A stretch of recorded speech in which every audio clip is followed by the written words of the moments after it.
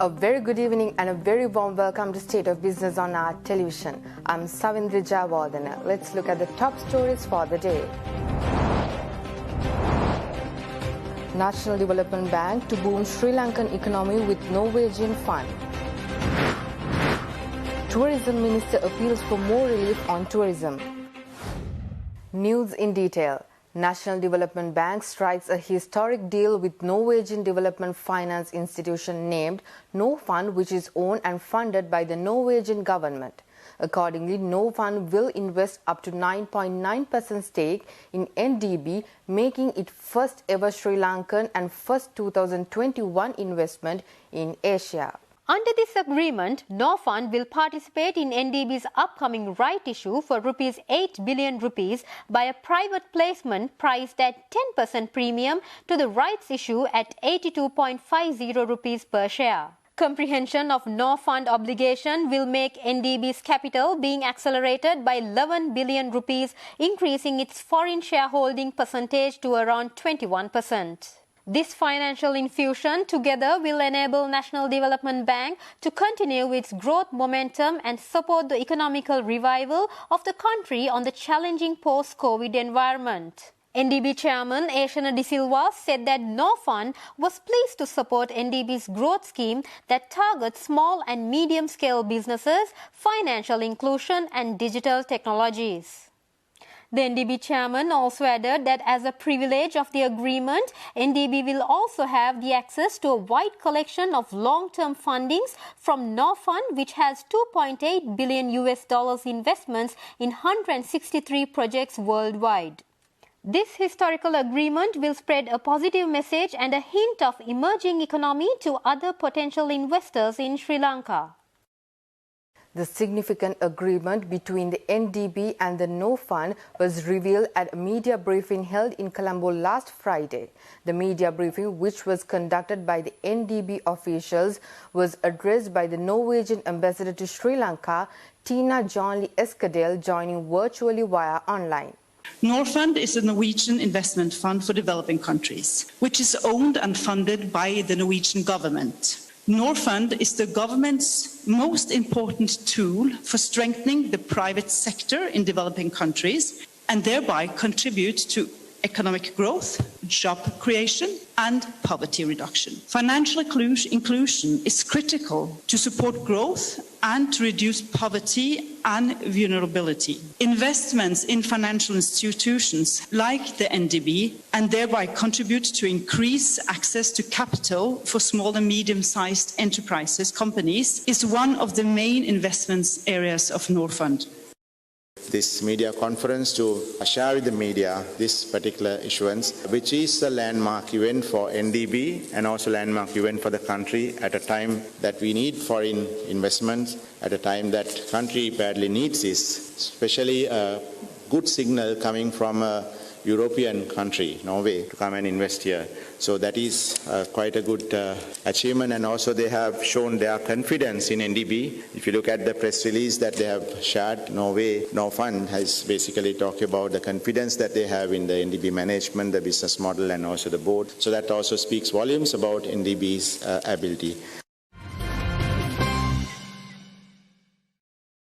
Tourism Minister Prasanna Ranatunga has requested the government to grant ease to the tourist sector by extending banking and finance relief till 31st December, conflicting the ending on March 31st. Minister Ranatunga said Central Bank has already extended the debt moratorium on the tourism sector till end of 2021, stating that granting of further concessionary working capital had been requested. The minister further pointed out that COVID-19 pandemic has devastated industry, while travel restrictions from major tourist generation markets such as the UK, Germany, China and India has a crucial impact on the industry. He also added that instant steps should be taken to launch global communication campaign to boost tourism in Sri Lanka. Minister Ranatunga also added that since the reopening of the borders in this January 2021, over 5,000 tourists, mainly from Ukraine, Kazakhstan and Russia, as well as the Middle East, have arrived in Sri Lanka. Meanwhile, he also appealed to the Power Minister Dallas Alhab Peruma to intervene into several incidents in which the tourist hotel operators complained that their power supply had been disconnected despite the government's decision not to do so with the tourist hotels.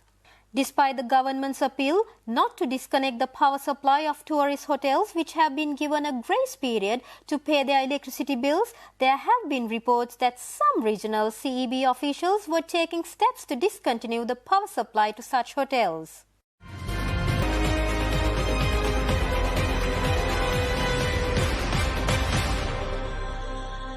Welcome back after the break. Export Development Board announces that export earnings from spices and essential oils have increased by 115.96% to $42.22 million in January 2021 compared with the January figures last year. EDB in a release to media added that the best performance recorded in exports of cinnamon, pepper, cloves, maize and essential oils. Export earnings from apparel and textiles declined by 10.76% to $421.28 million during the month of January 2021 compared with $472.07 million recorded in January 2020. In parallel, 6.94% decline recorded in January 2021 in comparison to December 2020, and despite the decline in the sector, earnings from exports of other textiles increased by 25.21% in January 2021 in comparison to January 2020. However, export earnings from spices and essential oils have increased by 115.96% to $42.22 million in January 2021 compared with the value of $19.55 million recorded in January 2020. According to the data provided by the EDB, the export of cinnamon, pepper, cloves, nutmeg and maize and essential oils lead the exports list. Further, export earnings from tea in January 2021 increased by 1.25% to the value of over $100 million. The report also added that although export of bulk tea increased by 15.86% in January 2021, export of tea packets and tea bags were declined by 12.31% and 15.86% respectively. In addition, export earnings from rubber and rubber finished products have increased by 5.46% to $84.16 million in January 2020 due to the better performance in exports of pneumatic and retreated tires and tubes, industrial and surgical gloves and hygienic or pharmaceutical articles made up of rubber.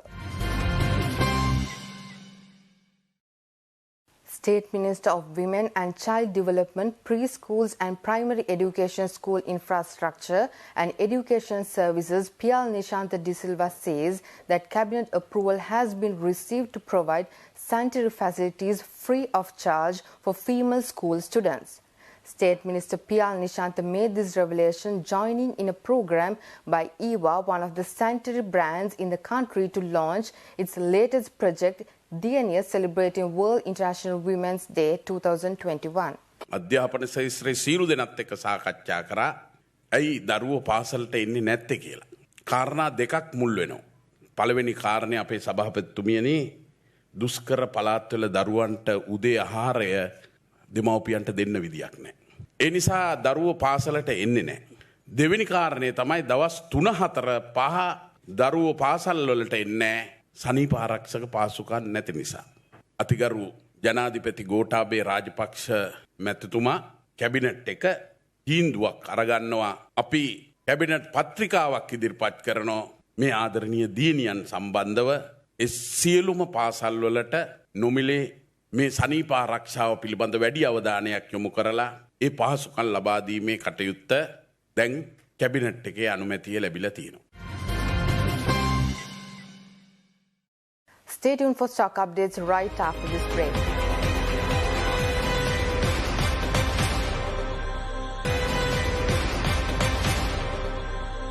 Welcome back after the break. Trading at Colombo Stock Exchange ended on a positive note today. The all-share price index gained by 263.94 points to close at 7,318.43, and the S&P SL20 gained by 115.12 points to close at 2,906.69. The turnover was 2.7 billion rupees and over 93 million shares were traded. Up next are forex rates.